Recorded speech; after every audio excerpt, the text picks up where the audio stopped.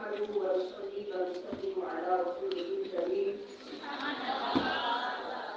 أما بعد فأعوذ بالله من الشيطان الرجيم بسم الله الرحمن الرحيم شهر رمضان الذي أنزل فيه القرآن صدق الله مولانا العظيم وبلغنا رسوله النبي الكريم الأمين رب اشرح لي صدري ويسر لي أمري واحلل عقدة من لساني يفقهوا قولي سبحانك لا علم لنا إلا ما علمتنا إنك أنت العليم الحكيم إن الله وملائكته يصلون على النبي يا أيها الذين آمنوا صلوا عليه وسلموا تسليما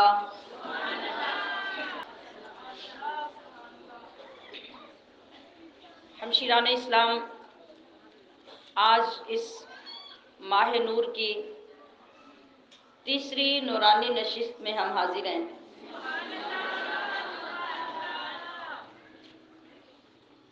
اور میری یہ کوشش ہے اور آپ کی بھی بھرپور کوشش ہونی چاہیے کہ پچھلے گزرے ہوئے دن سے اگلا آنے والا دن ہمارے لیے زیادہ نورانیتوں والا ہو۔ اور وہ کس طرح ہو؟ ہمارا عمل پچھلے دن سے اگلے دن میں زیادہ اعلیٰ درجے کا ہو، ہمارا روزہ پچھلے دن سے اگلے دن میں شاندار قسم کا ہو، ہماری غلطیاں پچھلے دن سے اگلے دن میں بہت کم ہوں، ہماری تلاوت پچھلے دن سے اگلے دن میں زیادہ اچھی اور زیادہ مقدار میں ہو، ہماری زبان پچھلے دن سے اگلے دن میں اللہ کے ذکر سے زیادہ وقت تر رہے، اور ہماری آخرت پچھلے دن سے اگلے دن میں ہمیں زیادہ یاد رہے۔ یہ گریجولی آگے بڑھنے کا طریقہ ہے۔ بے شک ایک ذرے کے برابر فرق پڑے، لیکن فرق ضرور پڑنا چاہیے۔ یہ لازم قرار دے لیجئے، اپنی ذات کے ساتھ عہد کر لیں کہ اگلے دن میں پچھلے سے کچھ نہ کچھ زیادہ اچھا ہم نے کرنا ہے۔ کل جس موضوع پہ آپ کے سامنے تھوڑی سی گفتگو کر کے توجہ دلائی تھی، وہ کیا تھا؟ آپ کو نام یاد ہوگا؟ سارے بول کے بتائیے۔ کیا چیز؟ تقویٰ۔ آسان سے لفظ کو آپ نے مشکل بنا دیا۔ کس طرف توجہ دلائی تھی؟ تقوی کی طرف۔ اور تقوی کا آسان نام کیا ہے جو ہماری زبان میں ہمیں سمجھ آتا ہے؟ پرہیزگاری۔ پرہیز آ گیا نا اندر، تو کیا کرنا ہے ہم نے؟ ہر اگلے دن میں پچھلے گناہ اور پچھلی غلطی سے پرہیز کرنی ہے۔ اسی سے آپ نے پرہیزگار بننا ہے، اور اسی کا دوسرا نام تقویٰ ہے۔ تو میں امید کرتی ہوں کہ کل کی نسبت آج آپ نے کوشش کی ہوگی، اگر نہیں کی تو ابھی دن کا آغاز ہے، ابھی یہاں بیٹھے بیٹھے کوشش کا ارادہ فرما لیں کہ شام تک آپ سے اللہ بہت سے نیک کام کروا لے گا۔ یہاں سے اٹھنے کے بعد کوئی اسپیشلی اچھا کام کر لیں، اسپیشلی اچھا کام کر لیں۔ کوئی بیمار ہے تو اسپیشلی جا کے اس کی عیادت کرائیں۔ کوئی ضرورت مند ہے، اپنی طاقت اور استطاعت کے مطابق اس کی ضرورت پوری کرائیں۔ وہ ضرورت چاہے جسمانی طور پہ اس کی خدمت کے ساتھ ہو یا مالی طور پہ ہو، جو آپ کر سکتے ہیں اس جذبے کے ساتھ آپ ضرور کریں۔ کسی کی دلجوئی کر دیں، کچھ ٹائم کل سے زیادہ بیٹھ کے ایک ہی صفحہ کل سے زیادہ قرآن شریف کا پڑھ لیں تو یہ زیادہ نیکی اکاؤنٹ ہو جائے گی انشاءاللہ۔ تو آج اس تیسری مقدس نشست میں ہمارے پاس ویسے بھی اللہ کے قرب حاصل کرنے کا ایک خزانہ ہے، اللہ کی رحمت بھری نظر کا مستحق ہونے کا آج ہمارے پاس ایک بہانہ ہے۔ وہ کیا ہے کہ رب کے محبوب کی محبوب بیٹی، جانے کائنات کی جان، کائنات کی عورتوں کی شان، سیدہ طیبہ طاہرہ نیرہ منورہ راکعہ ساجدہ متواضعہ متقیہ، سیدہ طیبہ فاطمہ الزہراء رضی اللہ تعالی عنہا و سلام اللہ تعالی علیہا کا آج عرس پاک ہے۔ میں نے عرس پاک کا نام اس لیے لیا کہ اس کی ہمیں سمجھ زیادہ آ جاتی ہے۔ ہم سمجھتے ہیں کہ عرس پاک جب ہوتا ہے تو کسی بڑی مقرب الہی ہستی کا، کسی اللہ کے ولی کا، کسی غوث کا، کسی قطب کا جب وفات کا سالانہ دن آتا ہے تو ہم کہتے ہیں آج ان کا عرس ہے۔ یہاں خواتین رمضان کیسے گزاریں کہ پلیٹ فارم پہ آ کر یقینی طور پر ہماری ہزاروں خواتین کو یہ پتہ چلا ہے کہ عرس صرف غوث پاک کا نہیں ہوتا، عرس صرف داتا صاحب کا نہیں ہوتا، عرس صرف ہمارے علاقے کے کسی ولی کا نہیں ہوتا، یا جس کا مزار ہمارے قبرستان میں ہو عرس صرف اس کا نہیں ہوتا، بلکہ یہ جتنی ہستیوں کے میں نے نام لیے یہ تو سیدہ فاطمہ الزہراء کے قدم کی خاک کے برابر بھی نہیں ہے۔ جتنے مرتبے کائنات میں بڑے سے بڑے ولیوں کو ملے ہیں وہ سب سیدہ کائنات کے قدموں کا صدقہ ملے ہیں۔ تو ہم ذرا سافٹلی اس میٹر کو سمجھنے کی کوشش کریں تو زندگیاں گزر گئی۔ آپ میں کتنے لوگ اس وقت 70-80 سال کے بھی بیٹھے ہوئے ہیں، 50-60 کے بھی بیٹھے ہیں، 40-50 کے بھی بیٹھے ہیں۔ کیا کبھی گھروں میں ایسا اہتمام کسی نے کیا تھا کہ آج 3 رمضان ہے تو بے شمار لوگوں کو تو یہ بھی پتہ نہیں تھا 3 رمضان کی نسبت کس کے ساتھ ہے؟ ایسا ہی ہے۔ اور ہم تو آج تک گھروں میں انہی باتوں پہ لڑتے رہتے ہیں کہ کسی کی برسی بھی ہونی چاہیے کہ نہیں، کسی کو ختم پاک کا کوئی فائدہ پہنچتا بھی ہے کہ نہیں، تو پھر ہم اتنی بڑی ہستی کے قدموں میں کیسے پہنچتے؟ یہ اللہ نے کتنا بڑا کرم کیا کہ رمضان کی ان منور اور مقدس گھڑیوں کے صدقے اللہ تعالی نے ہمیں ان ہستیوں تک پہنچا دیا، ان کا علم ہمیں ہو گیا، ہمیں ان کی تاریخوں کا پتہ چلا، ان کی ذات سے نسبت ہوئی، ان کا تعارف ملنا شروع ہوا، اور ہمارے علم میں یہ بات بھی آئی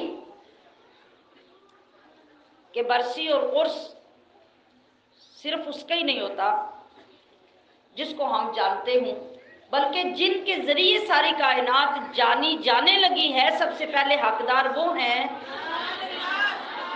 کہ ہمارے گھر گھر کے اندر ان کا عرس منایا جائے، گھر گھر کے اندر ان کی یادوں کو تازہ کیا جائے، ان کے مقامات اور ان کے منصب پڑھ کر سنائے جائیں، ان کی ذاتیات کا تعارف اپنی اولادوں اور نسلوں کو کروایا جائے، جن کے بغیر ہم نہ انسان کہلانے کے حقدار ہیں، نہ مسلمان کہلانے کے حقدار ہیں۔ یہ وہ مقدس ہستیاں ہیں۔ تو یہ عام بات مت سمجھیے کہ ہم اگر حضرت سیدہ فاطمہ الزہراء خاتون جنت خاتون قیامت سلام اللہ تعالی علیہا کہ عرس پاک میں آپ کے لنگر کا، آپ کے ایصال ثواب کا اہتمام کرتے ہیں تو گویا وہ کوئی منتظر ہیں اس بات کے کہ کہیں خواتین رمضان کیسے گزارے پروگرام سے میرے لیے کوئی تحفہ آئے گا تو میرے درجات بلند ہوں گے، بلکہ ہم نے آپ کا نام اس لیے لینا ہے، ہم نے آپ کی ذات کا وسیلہ رب کی بارگاہ میں اس لیے پیش کرنا ہے، ہم نے اپنے ہدیے آپ کی بارگاہ اقدس میں اس لیے پیش کرنے ہیں کہ ان سب کی ہمیں ضرورت ہے، ان سب کی ہمیں ضرورت ہے۔ آج اگر ہم نے زندگی میں اس ذات اقدس کو یاد رکھا تو کل قیامت میں وہ بھی ہمیں یاد رکھے۔ جہاں کوئی کسی کو نہیں پوچھے گا وہاں کائنات کے والی کی بیٹی ہمیں اپنے قدموں میں جگہ عطا کرے گی۔ تو پھر سوچئے اللہ نے اس ذریعے سے ہمارے نصیب کتنے بلند کیے کہ ہمیں یہ سوچ، یہ علم اور یہ توفیق عطا کی کہ ہم صرف عرس یا ختم پاک کو اپنے رشتہ داروں تک محدود نہ رکھیں بلکہ وہاں سے شروع کریں جہاں سے ہمیں یہ شعور ملا ہے۔ تو پھر اس تناظر میں جو ہماری بہنیں یا بچیاں یا بزرگ یہ سوچتے رہتے ہیں کہ ہم آپ کے ختم پاک میں اپنے آپ کو شامل کریں یا نہ کریں، اور اگر کریں تو اس کے لیے چلو 50 روپے بہت ہے، 100 روپیہ بہت ہے، تو سوچئے جتنی سوچ آپ کے اندر پیدا ہوتی ہے نا، آپ کا تعلق بھی اس گھر کے ساتھ اتنا ہی ہے، اس میں کوئی ڈاؤٹ نہیں ہے۔ جب آپ کا تعلق اپنے گھر میں کسی بندے کے ساتھ ہوتا ہے، اسے دنیا میں کوئی پوچھے یا نہ پوچھے، اس نے خود بھی دنیا میں کوئی اچھا کام کیا ہو یا نہ کیا ہو، اس کے جانے کے بعد کم سے کم آپ ایک دیگ پکا کے محلے میں تقسیم کر لیتے ہیں۔ تو ذرا غور تو کیجئے ہم کس ذات کے ساتھ وابستہ ہونے جا رہے ہیں۔ تو کیا ہمارا ایمان اور ہماری محبت ایسی ہونی چاہیے کہ ہم سوچ سوچ کر یا تو اگنور کر دیں، تو اس کے اوپر توجہ ہی نہ دیں، یا توجہ دیں تو ہم یہ سمجھیں کہ ہم نے اگر 10 20 50 ان کے نام کے دے دیے تو ہم نے بڑا احسان کیا یا ہم نے وہ حق ادا کر دیا۔ ہرگز نہیں۔ خدا را اپنے ایمانوں کو مضبوط کرے، اپنے ایمان کو اونچی شان پہ لے کر جائے، اپنے ایمان کے اظہار سے ثابت کریں کہ آپ کو پنج تن پاک سے کتنا پیار ہے۔ صرف لڑائی کرنے سے پنج تن سے پیار ظاہر نہیں ہوتا، صرف نعرے لگانے سے پنج تن سے پیار ظاہر نہیں ہوتا۔ پنج تن کی بارگاہ میں اپنے آپ کو محبتوں کے تحفوں کے ساتھ، عبادتوں کے تحفوں کے ساتھ، ریاضتوں کے ہدیوں کے ساتھ پیش کرنے سے پتہ چلتا ہے کہ آپ کو پنج تن کے ساتھ کتنا پیار ہے۔ تو میں یہ سمجھتی ہوں کہ آج کے دن ہمارے مقدر عروج پر ہیں کہ اس وقت ہم فوکس کر کے بیٹھے ہوئے ہیں کہ آج کی ہماری یہ ساری نشست، ہمارا پڑھنا، ہمارا سننا، ہمارا بیان کرنا، قرآن پاک کی تلاوت سننا یا کرنا، یہ سب کا سب ایک ایک لفظ ہماری جانب سے سیدہ کائنات اور صاحبزادی جان کائنات فاطمہ الزہرا سلام اللہ تعالی علیہا کی بارگاہ میں پیش ہوگا، تو یہ سارا وقت اور اس وقت کی ایک ایک گھڑی یقیناً ہمارے لیے اس صورت میں باعث نجات اور باعث شفاعت بن جائے گی جب ایک بار بھی سیدہ کائنات کی نظر ہماری جانب اٹھ گئی اور آپ نے ہمیں اپنی بارگاہ میں قبول کر لیا، تو رب کی بارگاہ کی قبولیت میں تو کوئی شک رہے گا ہی نہیں۔ تو چونکہ آپ جانتے ہیں کہ ہمارا جو آگے بیان مین ہوتا ہے وہ اپنی ترتیب سے قرآن کریم سے ہوتا ہے، اس لیے میں چند الفاظ میں آپ کی بارگاہ میں جذبات کا نذرانہ اور آپ کی شان منظوم الفاظ میں بیان کرتے ہوئے آگے بڑھوں گی۔ ہمارے ایک پیر بھائی نے، حضرت مبارک صاحب رحمۃ اللہ علیہ کے خلیفہ نے ابھی بالکل اسی رمضان میں یہ منقبت لکھی جو آپ کے سامنے پیش کر رہی ہوں۔ لکھتے ہیں کہ کروں صفت کیسے آپ کی میں بیان فاطمہ، کروں صفت کیسے آپ کی میں بیان فاطمہ، اتنی بلند آپ کی ہے شان فاطمہ، ہے لقب خاتون جنت بس تجھ کو ہی ملا، کائنات میں اور کوئی خاتون جنت نہیں ہے، لقب خاتون جنت بس تجھ کو ہی ملا، بابا ہے تیرا نبیوں کا سلطان فاطمہ۔ بابا ہے تیرا نبیوں کا سلطان فاطمہ، اور سردار خلد کے ہیں تیرے حسن و حسین، سردار خلد کے ہیں تیرے حسن و حسین، سرتاج تیرا شیر یزدان فاطمہ، سرتاج تیرا شیر یزدان فاطمہ، اور بابا ہے تیرا نبیوں کا سلطان فاطمہ۔ نیزے پہ چڑھ کے کیوں نہ پڑھتا کلام پاک؟ کس نے پڑھا؟ امام حسین رضی اللہ تعالیٰ عنہ۔ تو شاعر لکھ رہا ہے کہ حضرت امام حسین کیوں نہ پڑھتے قرآن وہاں نیزے پہ؟ یہ معجزہ کیسے پیش نہ آتا کہ نیزے پہ چڑھ کے کیوں نہ پڑھتا کلام پاک، سنتا رہا جو آپ سے قرآن فاطمہ۔ آپ گود میں لے کے ساری زندگی حسین کو قرآن کی جو لوریاں سناتی رہی، تو پھر یہ فیض تو آنا تھا کہ حسین نیزے پہ چڑھ کے بھی قرآن سناتا۔ نیزے پہ چڑھ کے کیوں نہ پڑھتا کلام پاک، سنتا رہا جو آپ سے قرآن فاطمہ۔ اور نظریں جھکا لیں جتنے بھی محشر میں مرد ہیں، نظریں جھکا لیں جتنے بھی محشر میں مرد ہیں، تیرے لیے ہی ہوگا یہ اعلان فاطمہ۔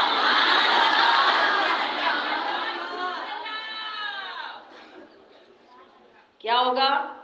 یہ قیامت کے دن اعلان ہوگا نا۔ تو شاعر وہ نقشہ کھینچ رہا ہے کہ کائنات میں اگلی پچھلی صدیوں میں سے کسی نبی، کسی پیغمبر، کسی رسول کی اولاد میں کوئی بیٹی ایسی نہیں ہوگی جس کے لیے قیامت میں یہ اعلان ہو رہا ہو کہ جب سواری اے فاطمہ آپ کی چلے گی، جنت کی طرف نکلے گی، تو میدان محشر میں اعلان ہو جائے گا کہ سب اپنے سروں کو جھکا لو کہ فاطمہ کی سواری آ رہی ہے۔ نظریں جھکا لیں جتنے بھی محشر میں مرد ہیں، تیرے لیے ہی ہوگا یہ اعلان فاطمہ۔ اور تطہیر والی آیت اتری تیرے لیے، تطہیر والی آیت اتری تیرے لیے، جبریل بھی ہے آپ کا دربان فاطمہ۔ اور صفتیں شہاب آپ کی کیسے کریں بیاں، صفتیں شہاب آپ کی کیسے کرے بیاں، اس قابل اس کی کہاں یہ زبان فاطمہ۔ بابا ہے تیرا نبیوں کا سلطان فاطمہ، سرتاج تیرا شیر یزدان فاطمہ، اور تیرے لیے ہی ہوگا یہ اعلان فاطمہ۔ اتنی بلند آپ کی ہے شان فاطمہ۔ تو ابھی بھی الحمدللہ جتنے وقت میں آپ یہاں تشریف فرما ہیں، آپ سب لوگ تسبیح فاطمہ یا کلمہ طیبہ یا رب اغفر وارحم وانت خیر الراحمین، جس کو جس لفظ کے ساتھ لگن ہے، پورا وقت بیٹھ کر آپ پڑھتے رہیے، تاکہ آخر میں جب ہم دعا پیش کریں تو ہماری زبانوں سے نکلے ہوئے الفاظ آپ کی بارگاہ تک پہنچ جائیں اور ہم سب کی بخشش کا سامان ہو جائے۔ ہم نے روبے سے آگے شروع کرنا ہے۔ جن لوگوں کے پاس نیچے بیٹھے ان کے پاس قرآن شریف ہے، وہ منہ دوسری طرف کر لیجئے کہ سپارہ مجھے نیچے نظر نہیں آنا چاہیے، یا پچھلی لائن میں بیٹھیں۔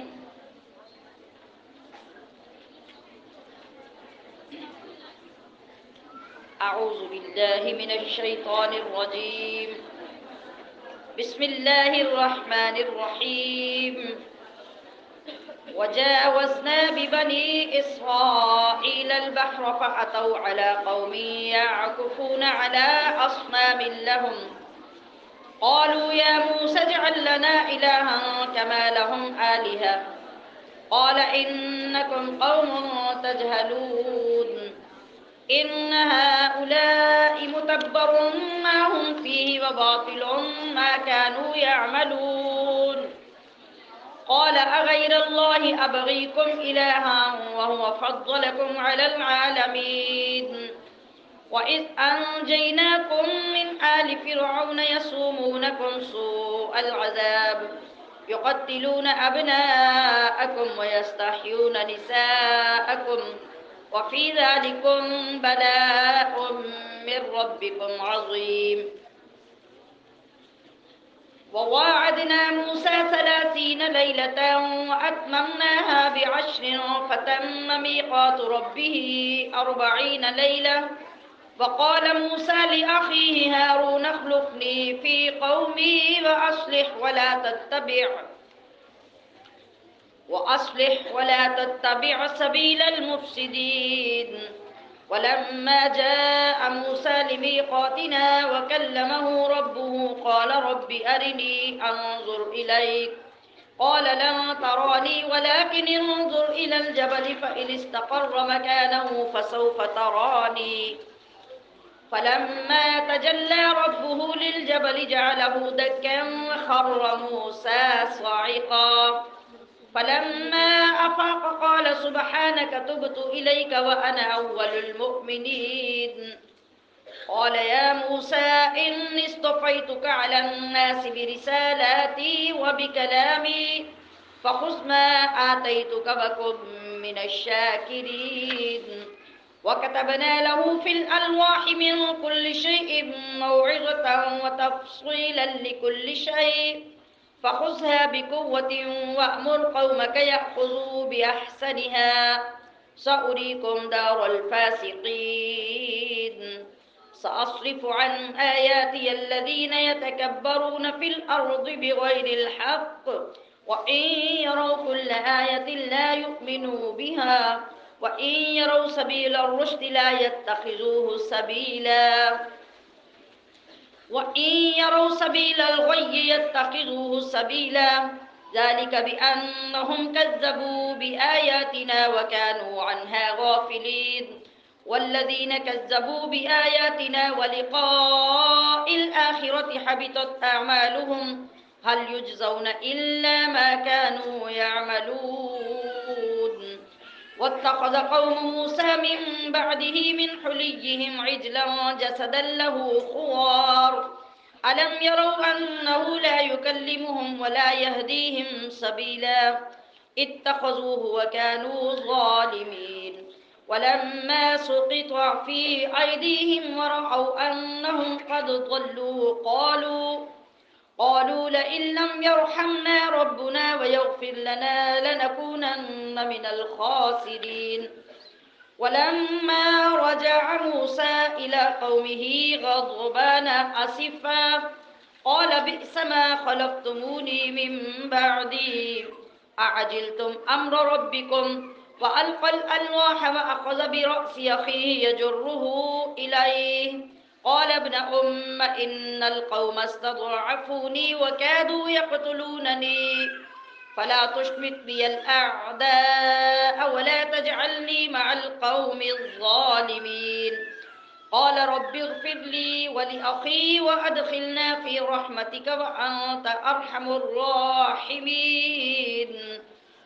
إن الذين اتخذوا العجل سينالهم غضب من ربهم وذلة في الحياة الدنيا وكذلك نجزي المفترين.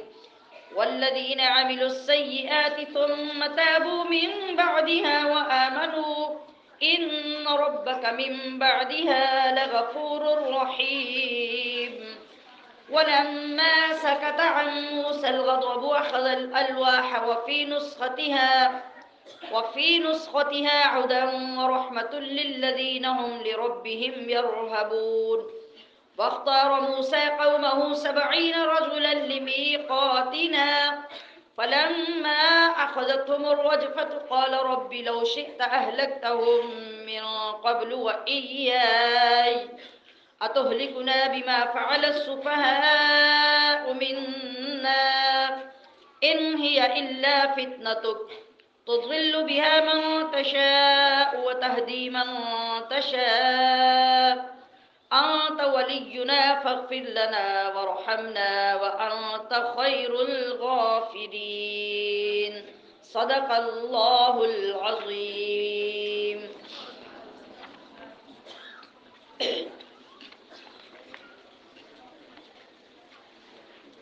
جی اب دوبارہ ہم اسی تلاوت کا ترجمہ پڑھیں گے، جس طرح سے کل ایک دفعہ ترجمے کا راؤنڈ تھا اور آگے تیسرا راؤنڈ پھر تفسیر کا ہوگا۔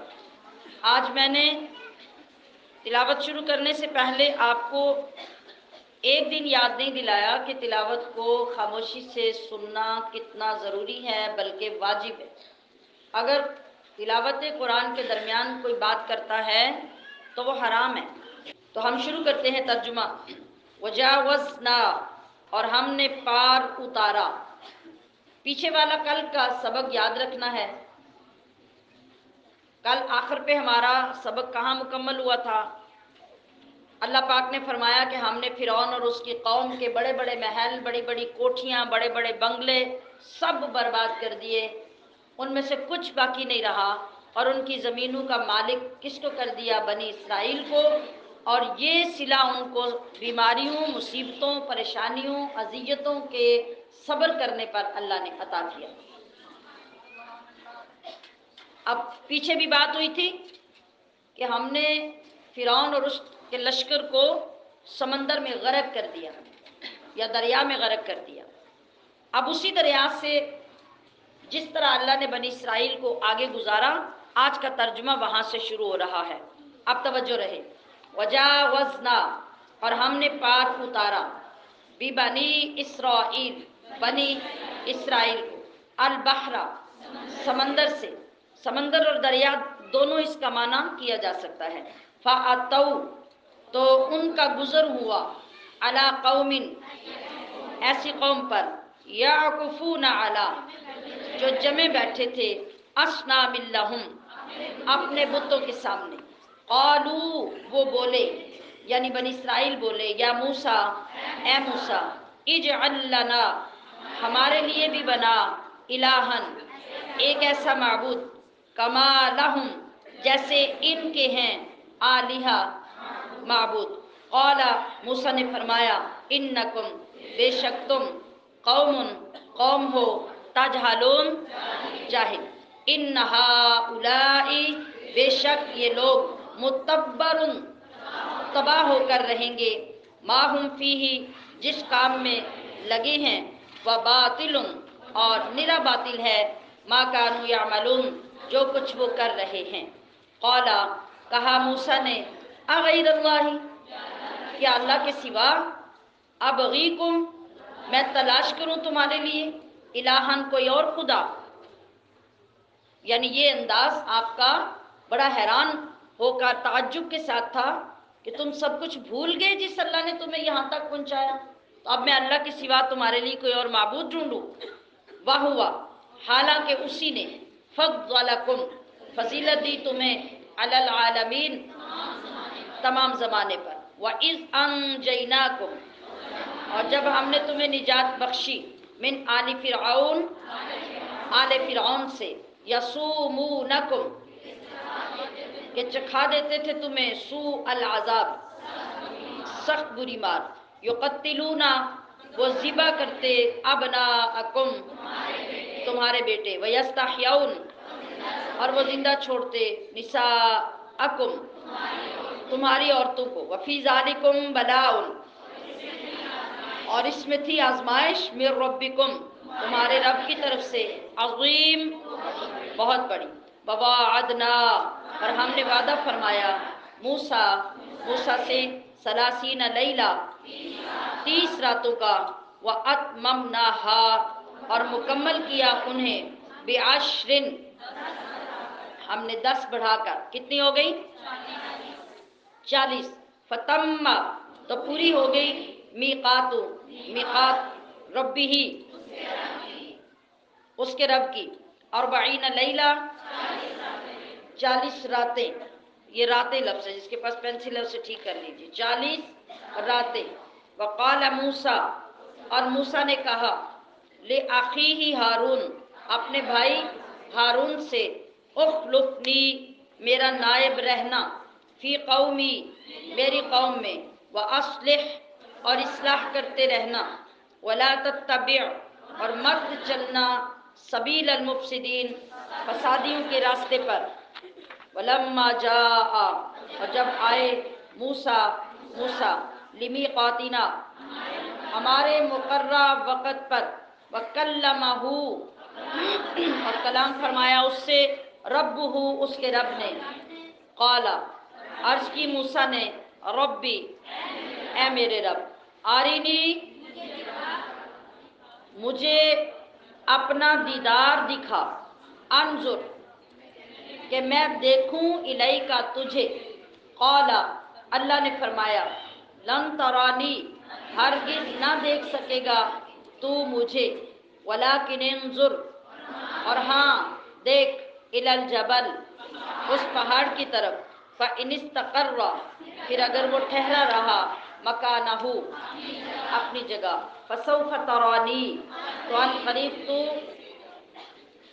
قریب تو بھی مجھے دیکھ لے گا، فلما تجلی، پھر جب تجلی ڈالی، ربہ، اس کے رب نے، للجبل، پہاڑ پر، جعلہ، تو کر دیا اسے دکا، پاش کر دیا، وخر، اور گر گئے، موسیٰ صاعقہ، بے ہوش ہو کر، فلما افاقا، پھر جب ہوش آیا یعنی افاقہ ہوا، قال سبحانک، عرض کی پاک ہے تو، تب تو، میں رجوع لایا، الیک، تیری طرف، وانا اول، اور میں سب سے پہلا، المومنین، ایمان لانے والا ہوں، قال یا موسیٰ، اللہ نے فرمایا، اے موسیٰ، ان اصطفیتک، بے شک میں نے تجھے چن لیا، علی الناس، تمام لوگوں پر، برسالاتی، اپنی پیغمبری، و بکلامی، اور کلام کے ساتھ، فخذ، تو لے لو، ما آتیتک، جو میں نے تجھے عطا کیا، وکن، اور ہو جاؤ، من الشاکرین، شکر گزاروں میں سے، وکتبنا لہ، اور لکھ دی ہم نے اس کے لیے، فی الالواح، تختیوں میں، من کل شیء، ہر شے سے، موعظۃً، نصیحت، و تفصیلاً، اور تفصیل، لکل شیء، ہر چیز کی، فخذھا بقوہ،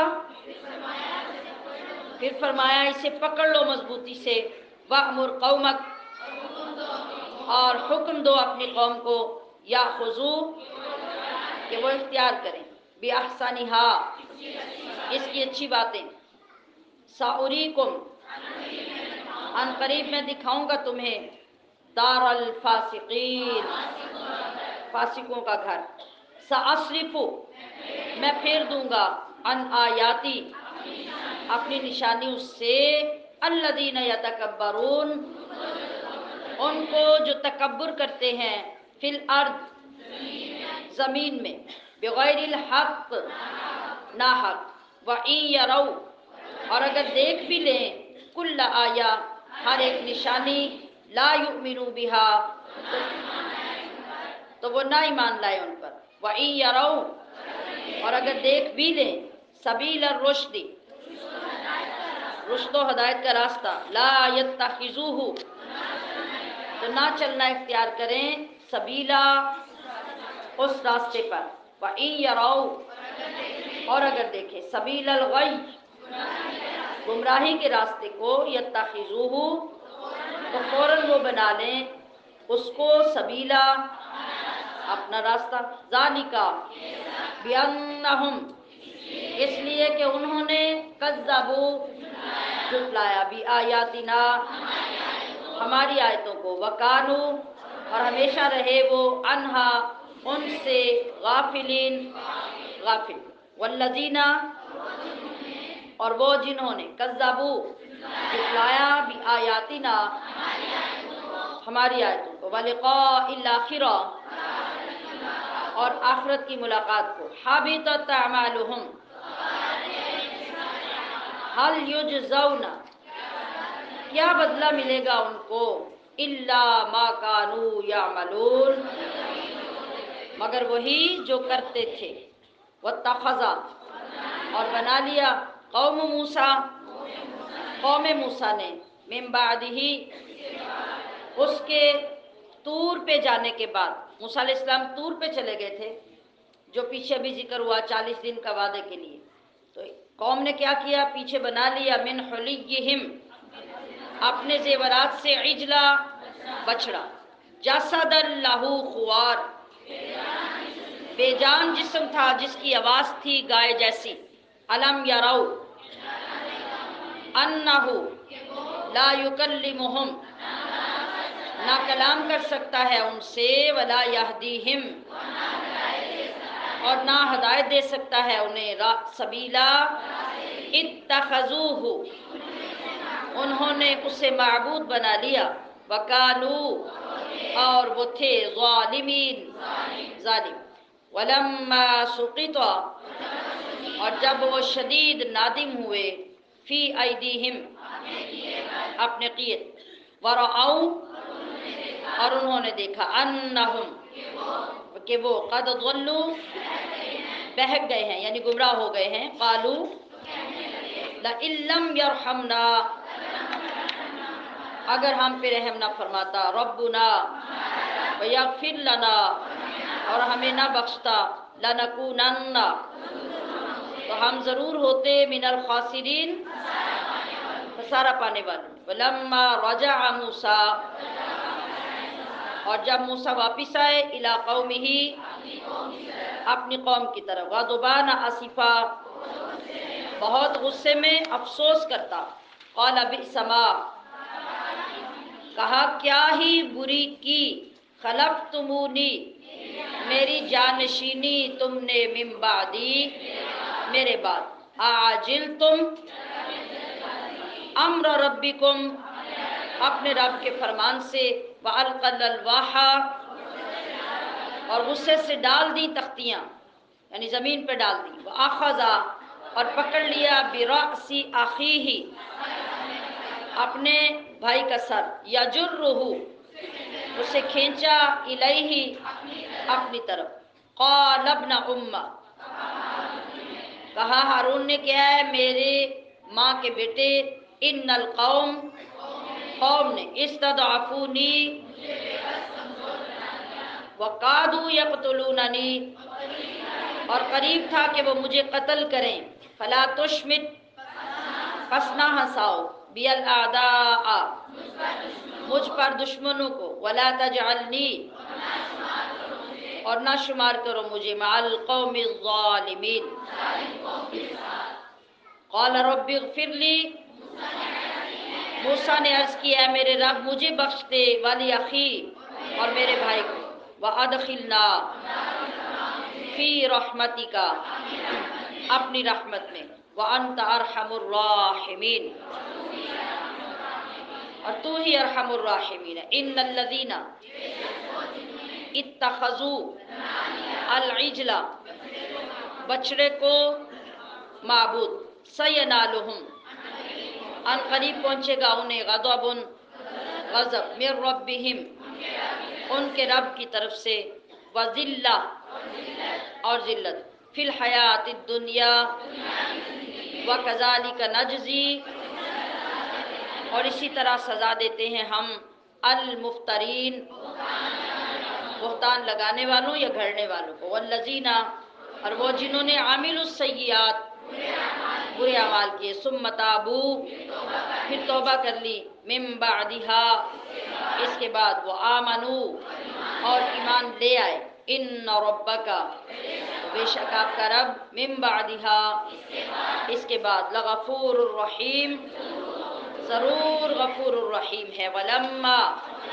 سکت، تھما یعنی ٹھہرا، عن موسیٰ الغضب، موسیٰ سے غصہ، اخذ الالواح، تو اٹھا لی تختیاں، وفی نسختہا، اور ان کی تحریر میں، ہدی و رحمہ، للذین ہم لربہم یرہبون، ڈرتے ہیں، واختار موسیٰ، موسیٰ نے، قومہ، 70 رجلا، لمیقاتنا، ہمارے ملاقات کے وعدے کے لیے، فلما اخذتہم، پھر جب پکڑ لیا انہیں، الرجفۃ، زلزلے نے، قال ربی، اے میرے رب لو شئتا اگر تو چاہتا اہلکتہم تو انہیں ہلاک کر دیتا من قبل پہلے ہی وَإِيَّاجْ اور مجھے بھی اتہلکنا کیا تو ہمیں ہلاک کرے گا بما فعل اس پر جو کیا السفہاء منا ہمارے بے وقوفوں نے ان ہی نہیں ہے وہ الا مگر فتنتک تیرا آزمانا تو دلو بہا تو گمراہ کرتا ہے اس کے ذریعے من تشاء جسے چاہے وتہدی من تشاء انت ولینا فاغفر لنا بس ہمیں بخش دے ورحمنا اور ہم پر رحم فرما وانت خیر الغافرین اور تو سب سے بہتر بخشنے والا ہے۔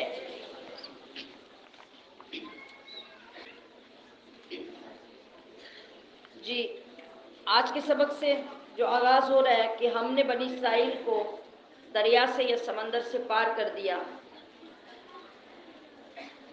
اب یہاں سے بنی اسرائیل کی وہ ناشکریاں شروع ہونے لگی ہیں جو اللہ نے ان پہ کرم کیے، فضیلت دی، نعمتیں دی، لیکن بنی اسرائیل پھر آگے ناشکری میں مبتلا ہو گئے اور مختلف چیزوں کی طرف دیکھ کر بھٹکنا شروع ہو گئے۔ 10ویں محرم کا دن تھا جب اللہ تعالیٰ نے فرعون اور اس کے لشکر کو سمندر میں یعنی دریائے نیل میں غرق کیا۔ اب اسی دریا سے اللہ رب العزت نے بنی اسرائیل کو پار کر دیا۔ وہ اس طرح ہوا کہ جب موسیٰ علیہ السلام اپنی قوم کو لے کر راتوں رات نکلے، آگے دریائے نیل پہ پہنچے تو دریا پورے زور و شور سے رواں تھا۔ وہ زمانہ نہ تو کشتیوں کا تھا نہ ہی کوئی وہاں پل بنے ہوئے تھے کہ جن سے فوراً پوری فوج گزر جاتی۔ جب وہاں جا کر کھڑے ہوئے تو اللہ پاک نے اپنے نبی کلیم اللہ حضرت موسیٰ کو حکم دیا کہ اے موسیٰ اپنا عصا پانی کے اوپر مارو۔ آپ نے اپنا عصا پانی پہ مارا تو پکی کنکریٹ کی بنی ہوئی دیواروں کی طرح جہاں عصا لگا تو پانی 2 حصوں میں بٹ گیا۔ ادھر کا پانی پیچھے ہٹ کے یوں کھڑا ہو گیا اور ادھر کا پانی پیچھے ہٹ کے یوں کھڑا ہو گیا۔ درمیان میں باقاعدہ روڈ بن گئی، راستہ نکل آیا، اور راستہ ایسا نہیں نکلا کہ پانی تو ہٹ گیا لیکن نیچے دلدل اور کیچڑ تو ہو۔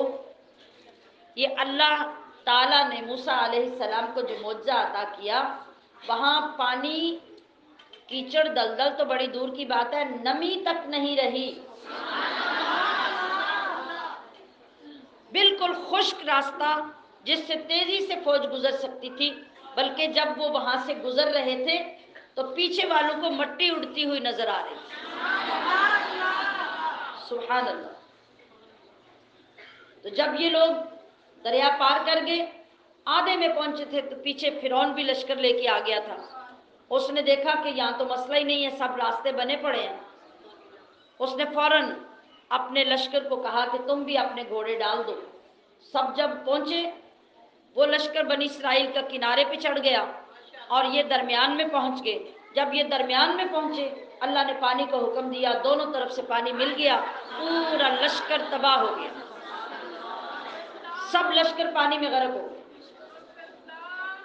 اب جب یہ بنی اسرائیل وہاں سے آزادی لے کے پار ہو کے نکلے، آگے آبادیوں میں گئے، گزر رہے تھے، وہاں انہوں نے دیکھا کہ ایک ایسی قوم ہے جو اپنے بتوں کے آگے جم کے بیٹھی اور ان کی پوجا کر رہی ہے۔ ابن جریج نے لکھا ہے کہ یہ بت جو انہوں نے بنا رکھے تھے یہ گائے کی شکل کے تھے، اور اسی جگہ سے دیکھ کر پھر بنی اسرائیل کو بچڑے کی پوجا کرنے کا شوق پیدا ہوا تھا۔ تو بنی اسرائیل نے کہا کہ اے موسیٰ، جس طرح ان لوگوں کے یہ معبود ہیں، ہمارے لیے بھی کوئی معبود بنا دیں، ہم بھی اس کی تعظیم بجا لائیں، ہم بھی اس کی پوجا کریں۔ موسیٰ علیہ السلام نے ارشاد فرمایا کہ بے شک تم جاہل قوم ہو، اتنی نشانیاں اللہ کی دیکھ کر، اتنے معجزات دیکھ کر بھی کہ اللہ کے سوا کوئی شریک نہیں، اللہ کے سوا کوئی معبود نہیں، عبادت کے لائق نہیں، تو پھر بھی تم ایسی فرمائش کر رہے ہو۔ اب یہ فرمائش پوری کی پوری قوم بنی اسرائیل کی نہیں تھی، کیونکہ بنی اسرائیل میں تو حضرت ہارون بھی تھے جو آپ کے بھائی تھے اور نبی بھی تھے، پھر اور بھی بہت سے بزرگ اور اولیاء اس قوم کے اندر تھے، بلکہ اس قوم میں سے یہ فرمائش ان لوگوں نے کی تھی جن کے ایمان مضبوط نہیں تھے۔ تو آپ نے ان کے لیے یہ فرمایا کہ قال اغیر اللہ ابغیکم الہا، کہ میں تمہارے لیے کوئی اور معبود تلاش کروں۔ آپ نے ان کی جہالت کو واضح کیا کہ یہ تمہارا کہنا، تمہاری فرمائش کرنا، یہ کھلم کھلی جہالت کی علامت ہے۔ اللہ نے تمہیں اتنی فضیلت دی، اللہ نے تمہیں اتنی اذیتوں اور ذلتوں سے باہر نکال کر عزت دی، اور تم یہ کہتے ہو کہ میں تمہارے لیے ایسے تراشے میں معبود تلاش کروں۔ اب تو تمہیں یہ سمجھ جانا چاہیے تھا کہ معبود اور خدا وہ نہیں ہوتا جس کو اپنے ہاتھوں سے بنایا جائے، بلکہ خدا تو وہ ہے جس نے تمہیں اتنی فضیلت دی ہے، جس نے تمہارے اوپر اتنا احسان کیا ہے، وہی عبادت کا مستحق ہے، اس کے علاوہ اور کوئی عبادت کے لائق نہیں ہے۔ اگلی آیت میں وَوَاعَدْنَا مُوسَىٰ ثَلَاثِينَ لَيْلَةً میں اللہ یہ فرما رہا ہے کہ جس طریقے سے ہم نے موسیٰ کو توریت دی، یہ توریت لانے کا وعدہ جو ہے کہ موسیٰ علیہ السلام نے پہلے سے بنی اسرائیل کے ساتھ کیا ہوا تھا کہ جب تمہیں اللہ پاک فرعون کے ظلم و ستم سے نجات دے گا اور تم اس اذیت سے نکل جاؤ گے، تو پھر اللہ مجھے تمہاری ہدایت کے لیے کتاب عطا کرے گا، میں اس کتاب کے ذریعے تمہیں تعلیم دوں گا اور تمہیں اللہ تعالیٰ کے وہ احکام سکھاؤں گا جو وہ تمہاری طرف نازل کرے گا۔ تو اب اس آیت میں اللہ پاک اس کو بیان فرما رہا ہے کہ ہم نے موسیٰ سے 30 راتوں کے لیے کہا تھا کہ 30 راتوں کے لیے ہمارے پاس طور پہ آؤ، روزہ رکھو اور آ کر اس کتاب کا انتظار کرو۔ وَأَتْمَمْنَاهَا بِعَشْرٍ، جب 30 راتیں موسیٰ نے پوری کر لی تو پھر ہم نے کیا کہا، پھر ہم نے 10 راتیں اور بڑھانے کا حکم دیا۔ اس طرح فَتَمَّ مِيقَاتُ رَبِّهِ 40 لَيْلَةً، پھر اللہ نے 40 راتوں کی مدت کو پورا کر دیا۔ اب یہ اس طرح ہوا کہ جب قوم دریا پار کر کے آگے چلی گئی تو انہوں نے موسیٰ علیہ السلام کو وعدہ یاد دلایا کہ آپ نے فرمایا تھا کہ آپ اللہ سے کتاب لے کر آئیں گے، تو آپ اب ہمارے لیے اللہ سے کتاب لائیں۔ موسیٰ علیہ السلام نے اللہ پاک سے درخواست کی تو اللہ پاک نے موسیٰ علیہ السلام کو حکم دیا کہ 30 روزے رکھیں اور 30 روزے رکھ کر میری بارگاہ سے آ کے کتاب طلب کریں۔ جب یہ واقعہ پیش آیا تو ذیقعد کا مہینہ تھا۔ ذیقعد کا مہینہ کون سا ہوتا ہے جی؟ ذی الحج سے پہلے اور شوال کے بعد، چھوٹی اور بڑی عید کے درمیان جو مہینہ ہوتا ہے۔ تو جب موسیٰ علیہ السلام 30 روزے رکھ چکے نا، یہ آج آگے آپ کے روزے کی فضیلت بھی بیان ہونے لگی ہے، تو آپ نے اپنے دہن میں، اپنے منہ مبارک میں وہی اسمیل محسوس کی جو شام کے قریب جا کے ہر روزے دار کے منہ سے آتی ہے، جس کا پرسوں تذکرہ بھی کیا تھا میں نے۔ تو آپ نے فوراً مسواک لے کر مسواک کر لی تاکہ میرے منہ سے اسمیل ختم ہو جائے۔ جو فرشتے آپ کے ساتھ تھے، فرشتوں نے عرض کی کہ اے اللہ کے نبی، ہمیں آپ کے منہ سے بڑی خوبصورت اور بڑی محبوب خوشبو آتی تھی، آپ نے مسواک کر کے وہ خوشبو ختم کر دی۔ اللہ تبارک و تعالیٰ نے موسیٰ علیہ السلام کو حکم دیا کہ اب ماہ ذی الحج میں بھی 10 روزے رکھیں، اب دوبارہ 10 روزے رکھیں، اور ارشاد فرمایا کہ اے موسیٰ، تمہیں معلوم نہیں کہ روزے دار کے منہ کی خوشبو میرے نزدیک मुश्क की खुशबू यानी कस्तूरी की खुशबू से भी ज़्यादा पाकीज़ा है। तो आपने इसे ख़त्म क्यों किया? लिहाजा आप 10 रोज़े और रखें, 40 पूरे करें, फिर आपको किताब मिलेगी। और पीछे आप हज़रत हारून को, जो आपके भाई थे, उनको आप अपने पीछे कौम के पास छोड़ गए थे कि आप मेरे बाद मेरी कौम में मेरा खलीफा, मेरा नायब बनकर रहें और बनी इसराइल के साथ मेरे पीछे नरमी से पेश आएँ, उनके साथ भलाई करें, उनको इताअत और फर्मा बरदारी के साथ करने के लिए वाज़ो नसीहत करें और नाफरमानी से और गुनाह के कामों से उनको रोकें। मूसा अलैहिस्सलाम ने यहाँ पर हज़रत हारून से कहा कि उखलुफ़नी फ़ी कौमी व अस्लिह वला तत्तबि सबीलल मुफ़सिदीन। इसका ये मतलब नहीं थी कि हारून को आप फरमा रहे थे कि तुम मेरे पीछे हदायत पर रहना, सीधी राह पे रहना, सही काम करना, अच्छे काम करना। वो तो नबी बनने वाले थे। हारून अलैहिस्सलाम भी नबी थे ना, मूसा अलैहिस्सलाम भी नबी थे। तो अल्लाह पाक ने जिसको नबूवत देनी होती है वो ना किसी बुरे रास्ते पे जाता है, ना गुमराही का काम करता है और ना नाफरमानी का काम करता है। वो हमेशा से मासूम होता है और मासूम ही रहता है। तो फिर आपने हज़रत हारून को क्यों कहा? दरअसल हज़रत हारून के ज़रिए से आप अपनी उस कौम को ये सुना रहे थे कि तुम लोग मेरे पीछे किसी गलत रास्ते पे मत जाना, बल्कि इस्लाह के रास्ते पे रहना और अच्छे कामों पर कायम रहना। और अगर हज़रत हारून के लिए ही ये हो तो फिर इसका मतलब है कि आप उनको बतौर ताक़ीद के और इस्तिक़ामत पर मज़ीद कायम रहने की तरफ तवज्जो दिलाने के लिए आप ये फरमा रहे थे, वरना इसका ये मतलब नहीं कि माअज़ल्लाह हज़रत हारून के भी पीछे गुमराह होने का डर था। कुछ निकात होते हैं जो तफसीर के अंदर ये समझने वाले होते हैं कि कोई एतराज़ ज़हन के अंदर पैदा हो तो उसका जवाब आप खुद भी हासिल कर सकें और अगर कोई सवाल करे तो उसको भी आप जवाब तसल्ली बख्श दे सकें।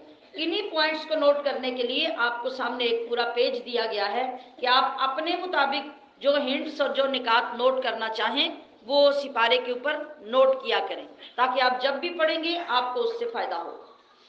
और अगर आपका पारा कोई भी लेके पढ़ेगा तो उसको भी इसका फ़ायदा होगा।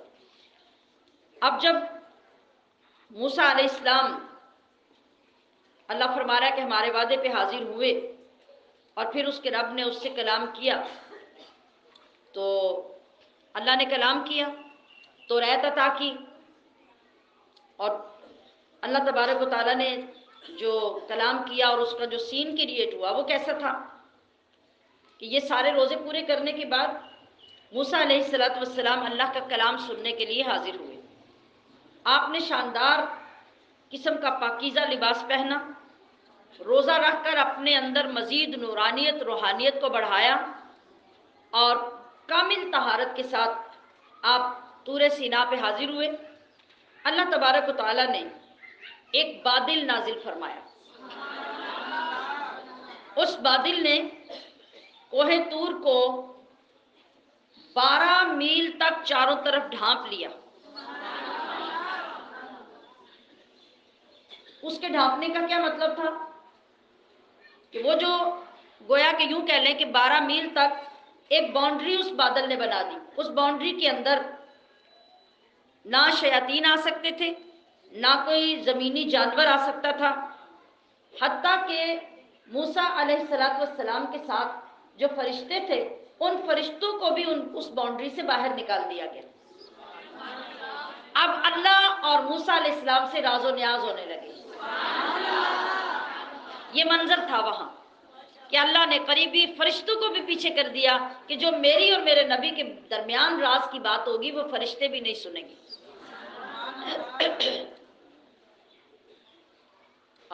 जिस वक़्त अल्लाह तबारक व तआला ने इस सारा इंतज़ाम किया, आसमानों के दरवाजे मूसा अलैहिस्सलाम के लिए खोल दिए गए। आपने जब आसमान की तरफ देखा तो हवाओं के अंदर मुअल्लक हुए वे फरिश्ते आपको नजर आए। आपने वहीं खड़े होकर अर्श इलाही को भी देखा।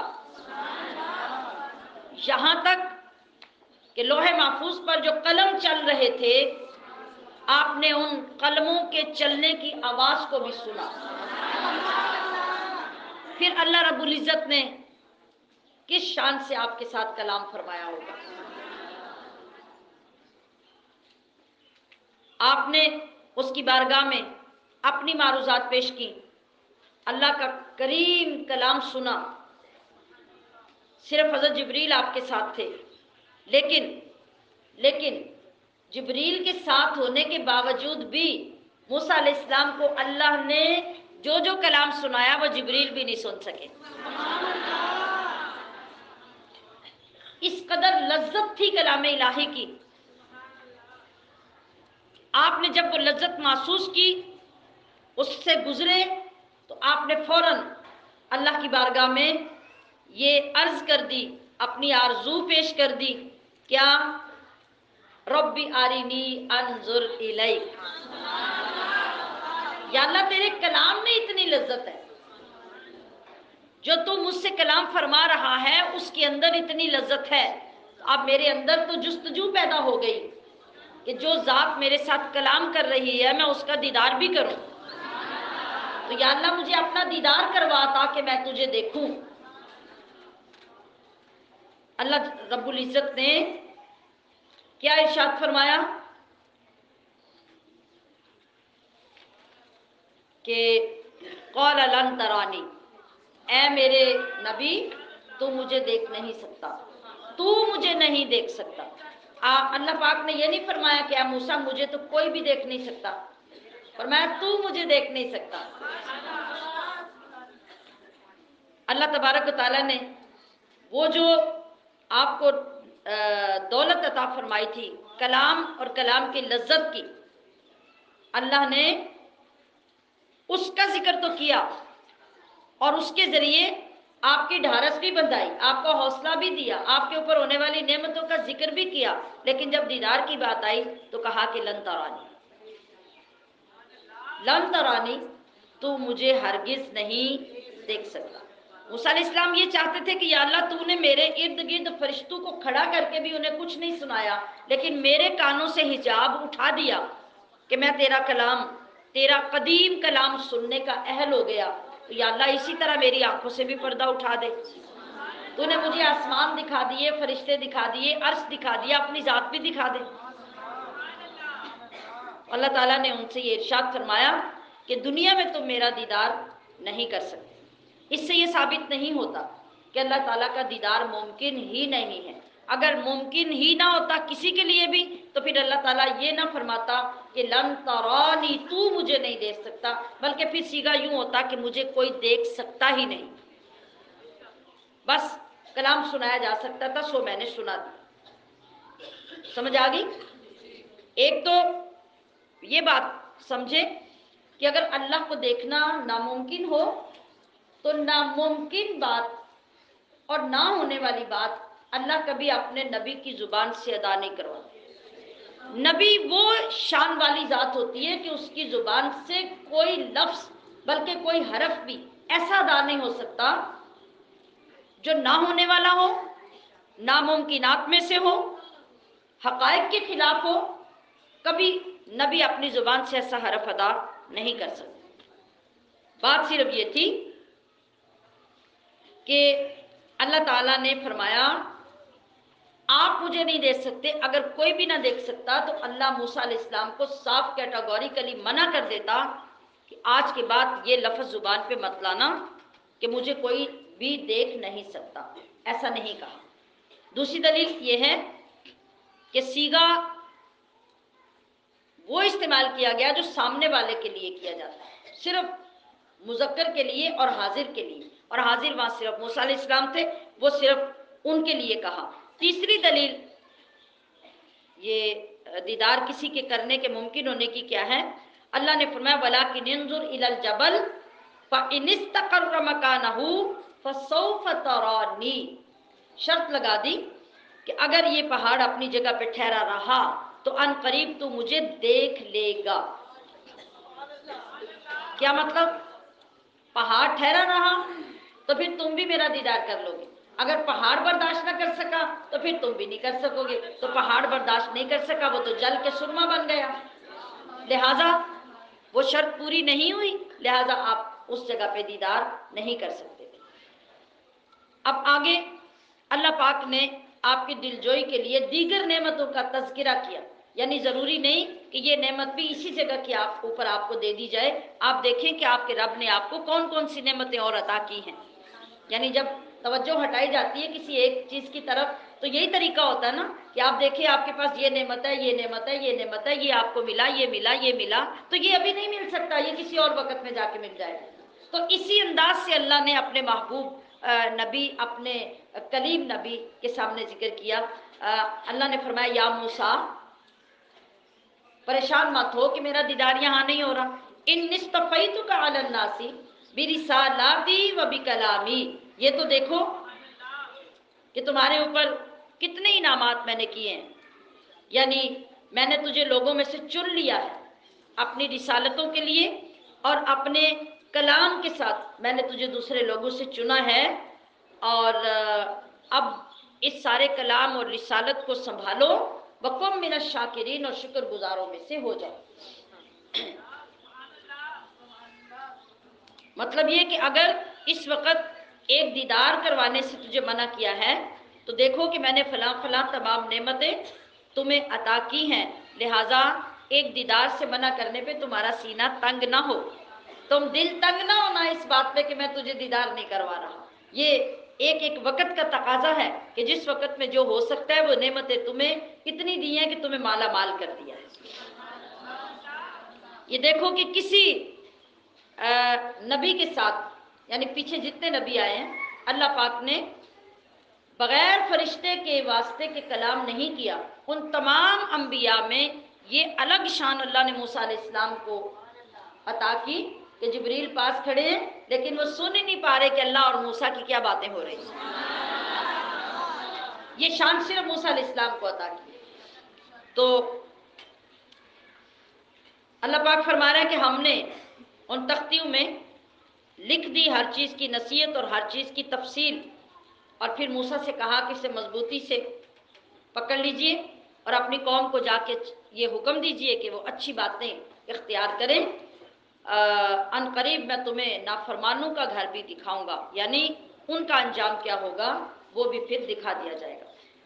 اچھا، اب جو تختیاں تھیں، تختیاں کوئی لکڑی کی تختیاں، کوئی پتھر کی تختیاں نہیں تھیں. اللہ نے آسمان سے وہ تختیاں اتاری جن کے اندر توریت لکھی تھی. وہ تختیاں زبرجد یا زمرد کی تختیاں تھیں. تعداد کے بارے میں لکھا ہے کہ یا یہ 7 تختیاں تھیں یا یہ 10 تختیاں تھیں. اور عید الاضحیٰ کے دن اللہ نے موسیٰ علیہ السلام کو توریت کی یہ تختیاں عطا کی.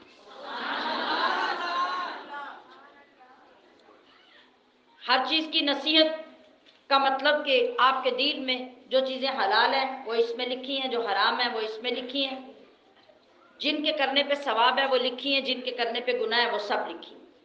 مطلب ہے کہ آپ اسے بڑی کوشش، بڑی چستی سے ایکٹیو ہو کر، بڑی ہوشیاری سے، بڑے شوق سے، بڑی محبت سے ان تختیوں کو لے کر اپنی قوم کے پاس جائیے اور ان کو پڑھ کر ان کے تمام احکام سمجھا دیجیے.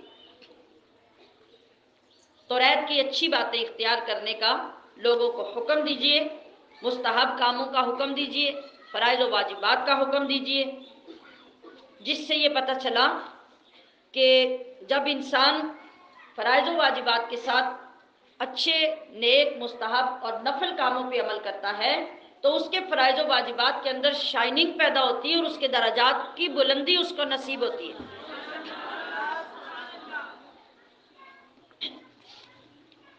اللہ پاک نے فرمایا کہ سأصرف عن آیاتی الذین یتکبرون فی الارض بغیر الحق، کہ میں اپنی آیتوں سے انہیں پھیر دوں گا جو زمین میں ناحق اپنی بڑائی چاہتے ہیں. مطلب کیا ہے؟ جو لوگ غرور کرتے ہیں، تکبر کرتے ہیں، میرے ولیوں سے لڑتے ہیں، تو اس کا وبال کیا ہوگا؟ توجہ میری طرف رہے. میں اب یہ دوسری کیٹیگری کے لوگوں کا بیان کر رہی ہوں کہ جو لوگ اللہ کے دین کے بارے میں تکبر کرتے ہیں، غرور کرتے ہیں، اللہ کی آیتوں اور اللہ کے احکام کی پرواہ نہیں کرتے، وہ کسی امت سے تعلق رکھنے والے کیوں نہ ہوں، وہ عورت ہو یا مرد ہو، وہ نوجوان ہو یا بوڑھا ہو. اللہ فرماتا ہے کہ جو لوگ میری آیتوں کا انکار کرتے ہیں، تکبر کرتے ہیں، مغرور ہو جاتے ہیں اور میرے دین کی پرواہ نہیں کرتے، تو پھر میں ان کے دلوں کو پھیر دیتا ہوں اور دین کے ساتھ دشمنی کی سزا پھر ان کو یہ دیتا ہوں کہ ان کے لیے دوزخ دہکا کر رکھی ہے، پھر ان کا گھر وہی بناتا ہوں. اب ان کی توفیق ہی ختم ہو جاتی ہے، وہ دین سے اس طرح دور نکل جاتے ہیں کہ کبھی واپس پلٹ کر نہیں آتے. اگر انہوں نے اللہ کے دین کے ساتھ یہ کچھ نہ کیا ہوتا تو پھر ان کے لیے ایمان لانے کی، واپس پلٹنے کی، ہدایت کی طرف آنے کی کوئی نہ کوئی گنجائش رہ جاتی. یہ کن لوگوں کی بات ہے؟ جو ناحق تکبر کرتے ہیں، جو اپنے برابر کسی کو سمجھتے نہیں، اپنے سوا کسی کو بندہ نہیں سمجھتے. یہ ان کے لیے عبرت بیان ہو رہی ہے قرآن کریم میں. حضور نبی اکرم صلی اللہ تعالی علیہ وسلم نے تکبر کرنے کی جو تعریف بتائی، آپ نے فرمایا کہ الکبر بطر الحق وغمط الناس. تکبر پتہ ہے کس چیز کا نام ہے؟ آپ نے ارشاد فرمایا تکبر نام ہے حق کی مخالفت کرنے کا. تکبر کا یہ مطلب نہیں کہ آپ صرف اکڑ اکڑ کے چل رہے ہوں تو یہ تکبر ہے، نہیں. جو حق بات آپ کو بتائی جائے، اللہ یہ فرما رہا ہے، اللہ اس سے منع کر رہا ہے، اور آپ پرواہ نہ کریں، آپ کہیں کہ نہیں یہ ہم سے نہیں ہوتا. یہ تمام وہ خواتین ذرا کان کھول کے یہ بات سنیں جنہیں ساری زندگی ہو گئی ہے یہ بتاتے ہوئے کہ نماز کی پابندی کریں، پردے کی پابندی کریں کہ یہ رب کا حکم ہے، اور آپ کو آج تک اگر اس بات کا احساس نہیں ہوا تو یہ بھی تکبر ہے. یہ بھی تکبر ہے کہ آپ کو اس کی پرواہ نہیں ہوئی کہ اللہ نے فرمایا کہ پردہ فرض ہے عورت پر اور اس نے پردہ کرنا ہے.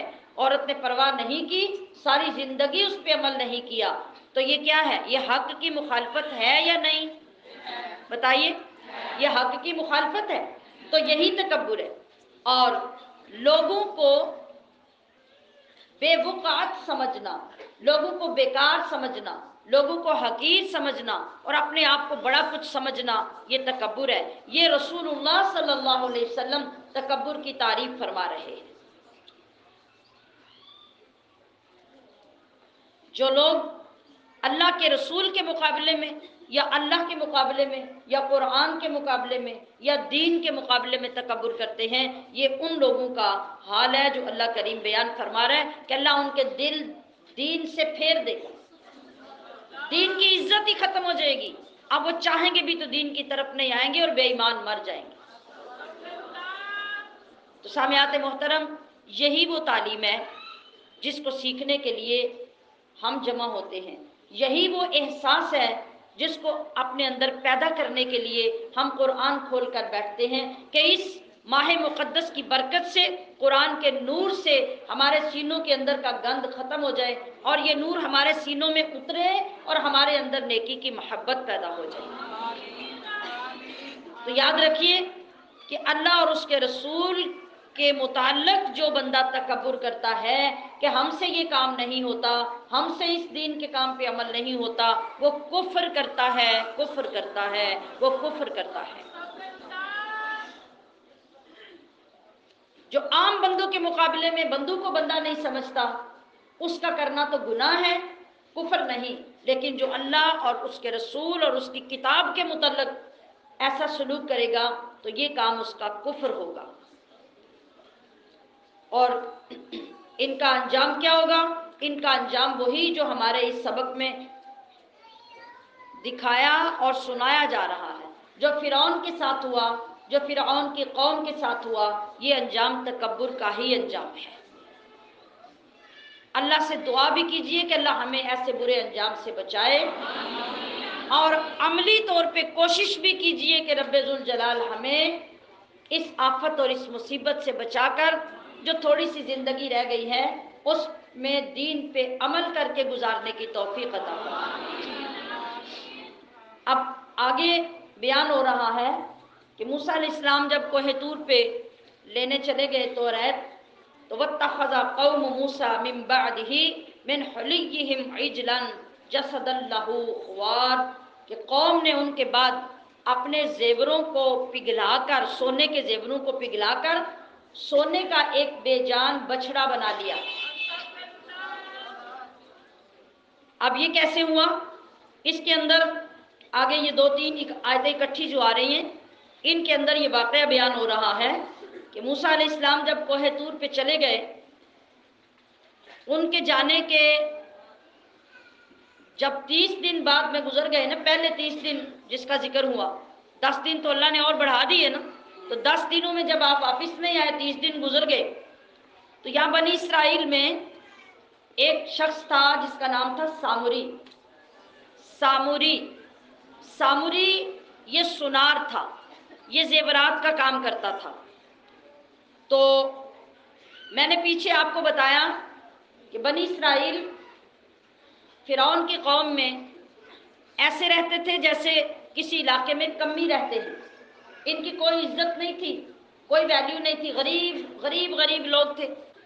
آپ تھوڑا سا پیچھے جائیں تو آپ دیکھتے ہیں کہ غریب لوگوں کے گھروں میں جب شادیاں ہوتی تھیں تو کیا ہوتا تھا کہ غریب لوگ اپنے محلے میں، برادری میں، امیروں کے گھروں میں جا کے ان کے زیورات مانگ کے، کپڑے بھی مانگ کے شادیوں پہ پہن جاتے تھے، اور بعد میں یاد آیا؟ جس کو یاد آیا ذرا ہاتھ کھڑے کر کے مجھے بتائیں۔ جی، بلکہ شادیاں بھی لوگوں کے زیور مانگ کے کر لیتے تھے غریب لوگ، اور بعد میں دلہنوں کے زیور بھی واپس کر دیتے تھے۔ یہ اس زمانے میں بھی ایسا ہی تھا۔ یہ جو بنی اسرائیل کے چونکہ سارے لوگ کمی تھے، ان کے گھروں میں کام کرتے تھے، تو ان لوگوں سے جو فرعون کے قبیلے کے اور قوم کے لوگ تھے، ان کے زیور مانگ کر یہ اپنے میلے، اپنی عیدیں اور اس طرح یہ گزارتے تھے۔ تھوڑا ٹائم پہلے ان کا میلہ گزرا تھا، اور اس پر بنی اسرائیل نے سارے زیورات فرعونیوں سے لے کر اپنے میلے پہ استعمال کیے، یہ ان کے پاس تھے۔ اب ادھر کیا واقعہ ہو چکا آپ نے سنا کہ فرعون اور اس کی قوم تو ساری غرق ہو گئی، اور اب زیور ان کے سارے ان کے پاس تھے۔ یہ جو ان کی قوم کا سنار تھا سامری، اس نے کہا کہ تم لوگ سارے اپنے زیور جمع کرو، اور وہ سارے میں بھٹی میں ڈال کے ان کو پگھلا کے ساری قوم کے زیورات اکٹھے کر کے ایک سونے کی گائے بنا دیتا ہوں۔ پیچھے میں نے ذکر کیا نا کہ انہوں نے ایک قوم کو دیکھا تھا گائے پوجتے ہوئے، ان کے اندر بھی شوق پیدا ہوا۔ موسیٰ علیہ السلام نے تو منع کر دیا، لیکن اب ان لوگوں نے کیا کیا کہ موسیٰ علیہ السلام چلے گئے، سامری کو شیطان نے استعمال کیا، سامری شیطان کے ہتھے چڑھا، اس نے ایک آئیڈیا دیا کہ میں سونے کا بچڑا بناتا ہوں اور ہم سارے مل کر اس کی پوجا کریں گے۔ اب اس نے سونے چاندی سارے زیورات اکٹھے کیے، ان کو پگھلا کر ایک گائے کا بڑا سا بچڑا بنا دیا اس کا۔ اب وہ تو بے جان تھا۔ سامری یہ کام کرنے سے پہلے موسیٰ علیہ السلام کا بڑا قریبی آدمی تھا، اور یہ بڑا نیک آدمی بھی تھا۔ اب اس بات سے ڈریے کہ کسی بھی نیک بندے پہ شیطان کا کسی بھی وقت میں کیسے حملہ ہو سکتا ہے۔ یہ بڑا نیک اور موسیٰ علیہ السلام کا قریبی بندہ تھا۔ اب شیطان نے اس کو کس پٹی پہ چڑھایا، کس راستے پہ لگایا کہ اس نے پوری قوم کو پیچھے لگا لیا۔ دیکھیں نا، جب ایک بندہ سمجھدار ہوتا ہے نا، لوگ اس پہ اعتماد کرتے ہیں، لوگ اس سے مشورے لیتے ہیں، تو قوم پھر اس کے پیچھے لگ جاتی ہے۔ تو سامری بھی ایک سمجھدار بندہ تھا، لوگ اس کے پیچھے چلتے تھے۔ اب چونکہ پہلے ہی لوگ اس کے پیچھے چلتے تھے، اب اس بات پہ بھی لوگ پیچھے چل پڑے۔ انہوں نے کہا کہ یہ جو کہہ رہا ہے ٹھیک کہہ رہا ہے، اس نے ساری قوم کو پیچھے لگا لیا۔ لیکن اصل میں ساری کی ساری قوم بے وقوفی اور جہالت کی انتہا پہ پہنچ رہی تھی۔ سامری سنارے نے جب یہ اچھے وقت میں تھا اور نیک خیالات اور नेकी के काम करने वाला था। उस वक़्त हज़रत जिब्रील को मूसा अलैहिस्सलाम के पास देखा था अपनी आंखों से, जब जिब्रील आपके पास आए थे। जिब्रील जिस घोड़े पर सवार थे, उसने उस घोड़े के सुम के नीचे जो मट्टी थी, वो अकीदत से वो मट्टी उठा ली थी और वो उसको संभाल के रखा हुआ था। आज जब देखिए कि शैतान उसी से क्या करवाने लगा है। उसने जब बछड़ा बनाया तो वो तो बेजान था, उसने कहा कि कोई नया काम करना चाहिए जिससे कौम सारी इम्प्रेस हो जाए। उसने वो जो मट्टी थी जो जिब्रील के घोड़े की सुम के नीचे से उठाई हुई थी, संभाल के अकीदत से रखी हुई थी, उसने वो मट्टी ला के बछड़े के मुंह में डाली। उससे सोने के बछड़े के मुंह से गाय जैसी आवाजें आने लगी। बाद मुफस्सरीन ने लिखा है कि उसकी हैयत और उसका मटेरियल ही बदल गया, यानी गोश्त खून का वो बछड़ा बन गया। और बाज ने कहा कि वो रहा सोने का ही, लेकिन उसके मुंह से आवाजें आने लग गई। अब कौम ने कहा ये तो बड़ी बात हो गई, हमारा ये जो बछड़ा और जो माबूद है ये तो बड़ा डिफरेंट हो गया है, और हम जो काम कर रहे हैं वो बहुत अच्छा कर रहे हैं। तो सामियात मोहतशम, अल्लाह तबारक व तआला ने ये फरमाया कि ये जो लोग कर रहे हैं ये जालिम लोग हैं, जालिम। मगर जब बिल आखिर मूसा अलैहिस्सलातु वस्सलाम वापस तशरीफ लाए और आप इंतहाई गम और गुस्से में भरे हुए थे, अल्लाह तबारक व तआला ने मूसा अलैहिस्सलाम को बता दिया कि ये सारी कौम को गुमराह करने वाला सामरी है, इसने गुमराह किया है। अब आपको गुस्सा सारा तो उस पे था, जंजलाहट उस पे थी, लेकिन हजरत हारून अलैहिस्सलाम पर आपने अपना वो गुस्सा निकाला। भाई थे तो भाई अपना एक गुस्से की कैफियत जो थे वो उन पे डाल देते, क्योंकि आप हारून अलैहिस्सलाम को छोड़कर गए थे कि आपने मेरे पीछे कौम का ख्याल रखना है, लेकिन कौम नाफरमान होकर सामरी के पीछे लग गई। इसमें कसूर हजरत हारून अलैहिस्सलाम का तो नहीं था। बाहर कैफ आपको एक सख्त गुस्सा और जलाल आया, जिसका इजहार आपने हजरत हारून अलैहिस्सलाम के साथ किया। तो आपने फरमाया कि तुम लोगों ने इतना बुरा काम किया कि मेरे पीछे शिर्क करने लग गए, और तुमने मेरे तौरात लेकर आने का इंतज़ार भी नहीं किया। इंतज़ार कब मुश्किल हुआ? जब वो 10 दिन आपको ज़्यादा मिले, उसकी वजह से पूरी कौम गलत रास्ते पे चल पड़ी। तुम लोगों ने मेरे बाद कितना बुरा काम किया कि लोगों को बछड़ा पूजने से रोका भी नहीं। ये आपने हारून अलैहिस्सलाम से कहा। क्या तुमने अल्लाह के हुक्म में मेरे आने से पहले जल्दी की? मेरे आने का इंतज़ार तो किया होता। अब इसी गुस्से में आपने वो तख्तियाँ ज़मीन पे डाल दी जो आपने उठा रखी थी, जिसका पीछे जिक्र हुआ, और आपने हज़रत हारून अलैहिस्सलाम के सर के बालों को पकड़ के झंझोड़ा के तुम लोगों ने ये क्या जुल्म किया। सारी कौम रास्ते से हट गई और गुमराही के रास्ते पे चल पड़ी। ये क्या था?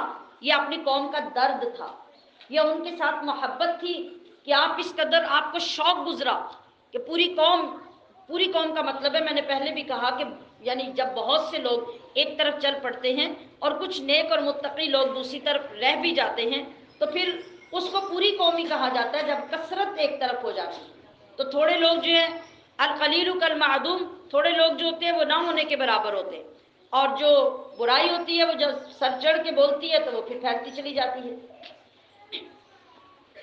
तो आपने हजरत हारून से ये कहा।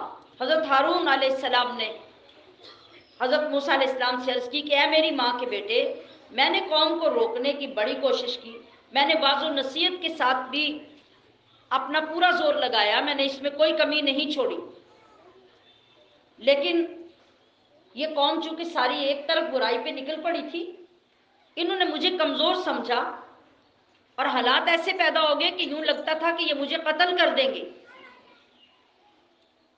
लिहाजा अब कौम के सामने मेरे साथ ये रवैया इख्तियार करके कौम को हंसने का मौका मत दें और मुझे अपने दुश्मनों में शुमार मत करें, जालिमों में शुमार ना करें कि मैं ना इनके ऐसा करने पे खुश हूँ और ना ही मैंने इनको इसका मौका दिया, बल्कि ये सरकश लोग मुझसे ज़्यादा हो गए थे, मेरे ऊपर हावी हो गए थे और इन सब ने मिलकर ये काम किया।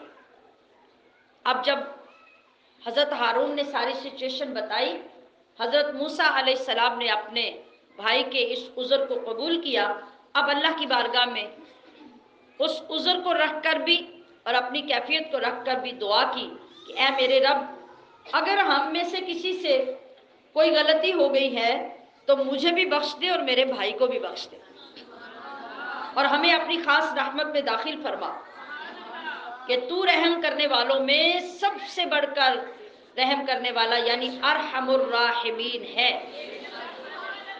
آپ نے یہ صرف اپنے لیے دعا نہیں کی بلکہ اپنے بھائی کے لیے بھی کیوں دعا کی؟ اس لیے کہ جو لوگ دیکھ رہے ہیں سب قوم کے، وہ یہ دیکھ کر خوش نہ ہوں کہ چلیں اب تو بھائیوں میں بھی دشمنی ہو گئی، بھائیوں میں بھی ٹھن گئی، یہ بھی ایک دوسرے کی بات ایک دوسرے کے خلاف کر رہے ہیں۔ اور دوسری وجہ اس کی یہ تھی کہ حضرت ہارون کے ساتھ آپ نے جو غصے میں اظہار کیا تھا اور گفتگو کی تھی، تو آپ نے اللہ کے ساتھ دعا کرتے ہوئے اپنا نام بھی لیا اور اپنے بھائی کا، تاکہ حضرت ہارون کا غم بھی ختم ہو جائے، ان کو جو دل کو تکلیف پہنچی ہے آپ کی دلجوئی بھی ہو جائے۔ تو سامعات محتشم، پھر حضرت موسیٰ علیہ السلام نے جب اپنی قوم کو دیکھا تو آپ اس غیرت ایمانی اور حمیت ایمانی کی وجہ سے بڑے غضبناک ہوئے، اور اسی غضبناکی میں آپ نے وہ جو تختیاں اٹھا رکھی تھی ان کو زمین پہ رکھ دیا۔ نہ تو ان تختیوں کی کوئی بے حرمتی مقصود تھی کہ کوئی بندہ یہ کہے کہ وہ اللہ کے نبی تھے اور انہوں نے ایسا کیا، جب ظاہر ہے کہ وہ آپ تختیاں، میں نے کہا کہ 10 یا 7 تختیاں تھیں جن کے اوپر وہ کلام الہی لکھا تھا، تو ان کو زمین پہ رکھنے کا مقصود ہرگز یہ نہیں تھا کہ ان کی بے حرمتی ہو، بلکہ وہ جو آپ ایک غضب کی اور غصے کی کیفیت میں تھے۔ آپ سمجھتے ہیں کہ جب ایک بندہ سخت جنجلاہٹ میں یا غصے میں ہوتا ہے تو ایک چھوٹی سی چیز بھی ہاتھ میں پکڑی ہوئی ہو تو وہ بوجھ لگتی ہے اور اس سے پریشانی ہوتی ہے، تو بندہ اس کو رکھ کر ہی گفتگو کرتا ہے۔ تو یہ کیفیت ایسی تھی کہ فرط غضب کی وجہ سے آپ نے جلدی میں ان تختیوں کو زمین پہ رکھا، نہ کہ بے ادبی کی وجہ سے آپ کو پھینکا، یعنی آپ نے ان تختیوں کو پھینکا۔ تو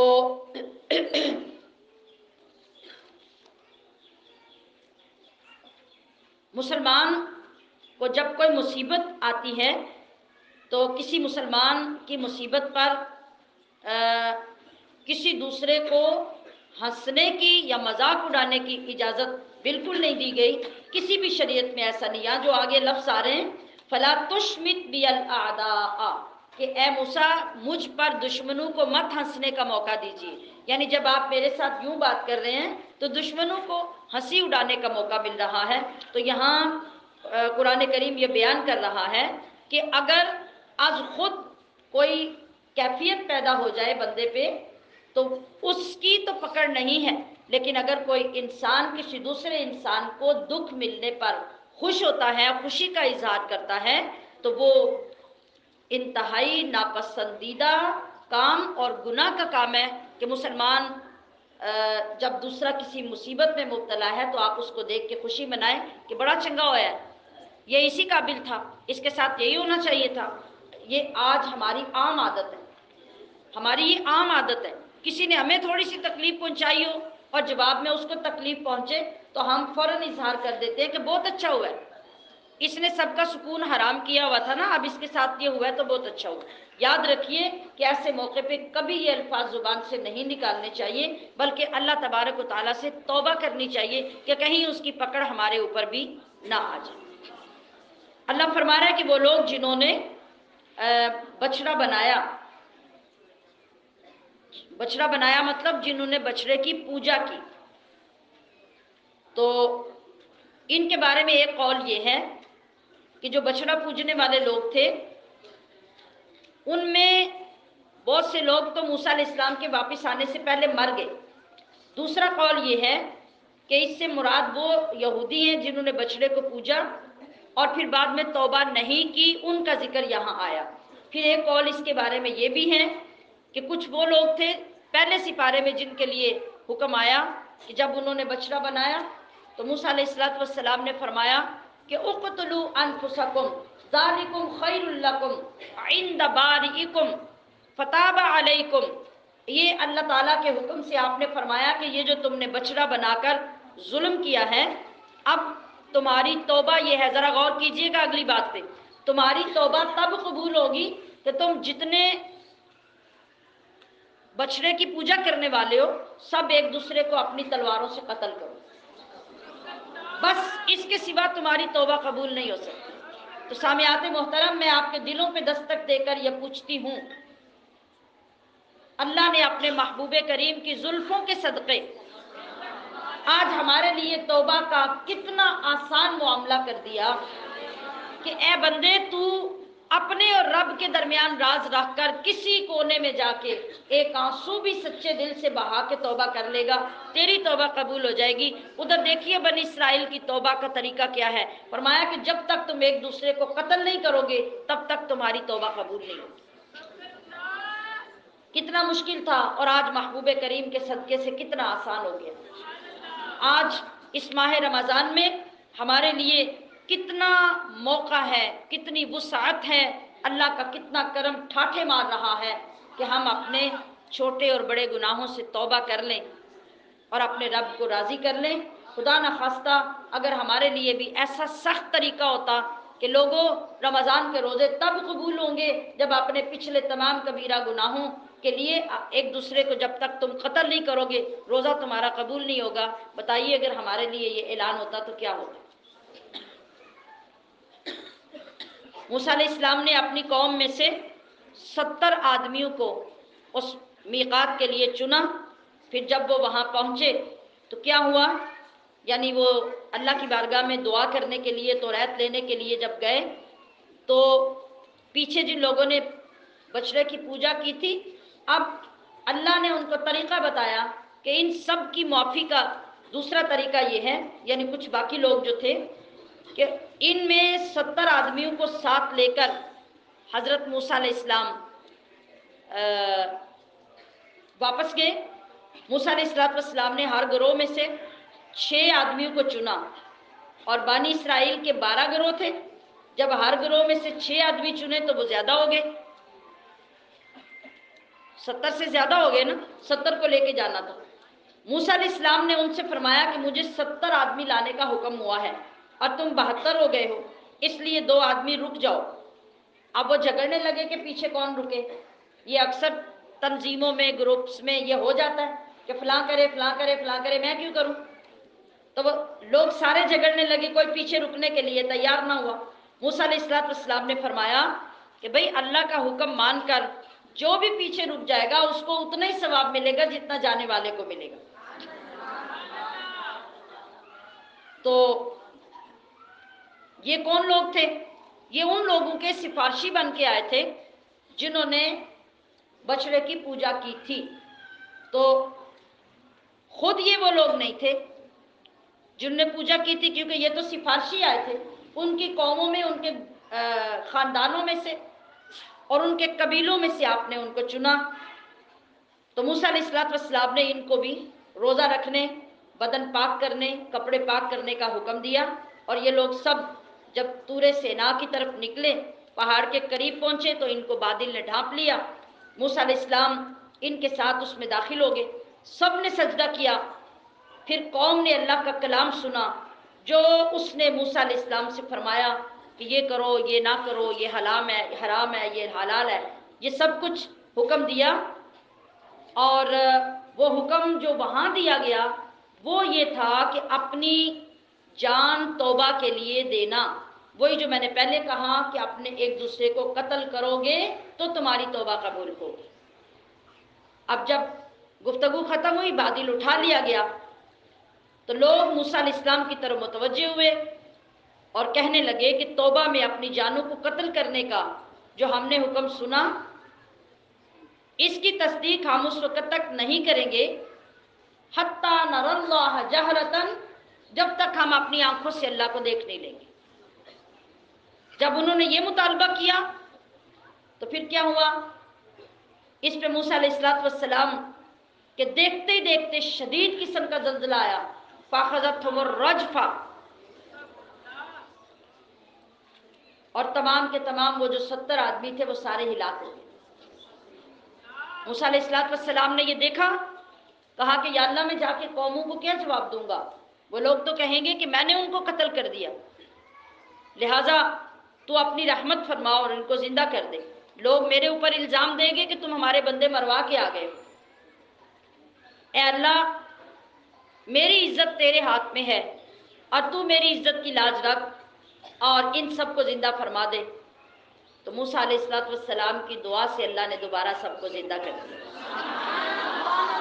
موسیٰ علیہ السلام کی شفاعت ان کے حق میں کام آئی اور وہ سب کے سب زندہ ہو گئے۔ اللہ تعالیٰ نے ان کو زندہ کیا اور پھر واپس اپنی قوم کے پاس بھیجا۔